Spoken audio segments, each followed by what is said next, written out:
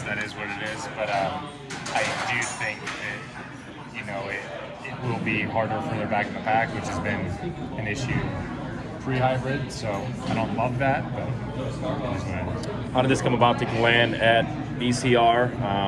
The timing of it, get it done before other dominoes maybe fell. So talk about just landing there. And it was a very interesting couple of months because I think at one point all of the rumors around me that were being talked about at some point or another were true.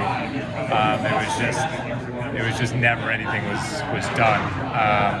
And I've had a very good relationship with Ed for years now, and we started talking about some of the puzzle pieces that he had falling into place, and some of the things that I still had question marks on at other places, and that kind of led to more serious conversations like, wow, is this something that can actually happen? And then, obviously, with the addition of Ted to the ownership group of VCR and Heartland Food Groups, when the Java House, that all made, I think, everyone's life easier in terms of helping get this deal done. And, I'm very excited to be with a team that, has a really big vision now for what they want to be in the future, and it's exciting to watch them grow seemingly every day.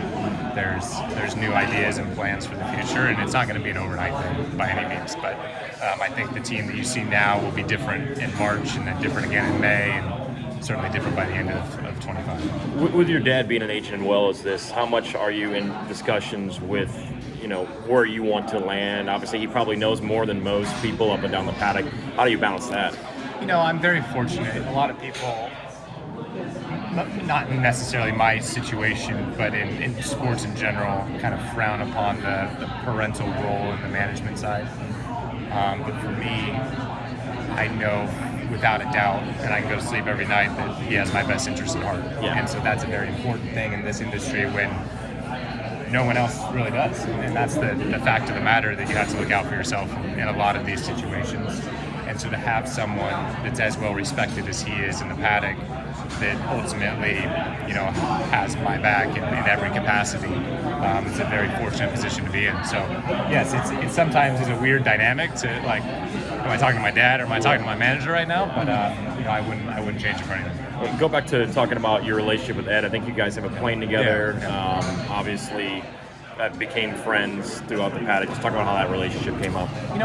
Ed was one of the few guys in the beginning. I think we have a very similar personality in a lot of respects. We kind of bonded on media days, and then like back in 2017, 2018, and then when I moved to where I live now, like he's like across the street. Okay. So then we became neighbors, and then I started flying, and he re-picked up flying because he was like, oh man, I should get into that. And then we both loved it, and then we bought a plane together. And so that it's just been a relationship that's evolved over time, over 7 years now. And when you start to have that sort of openness and conversations with people, this is another very transparent kind of transaction. He knew where I was at, I knew where he was at, and it was kind of like, all right, let's if we're aligned, let's work to make X, Y, and Z happen. So certainly having the past relationship with an individual like that makes those conversations easier. Big Splenda guy? Huge Splenda guy. What's your go-to coffee order? I'm a black coffee guy. This is actually the first time that I've put in a creamer into a coffee. Like it? I'm going to go back to black. Okay. But yeah, it's fine.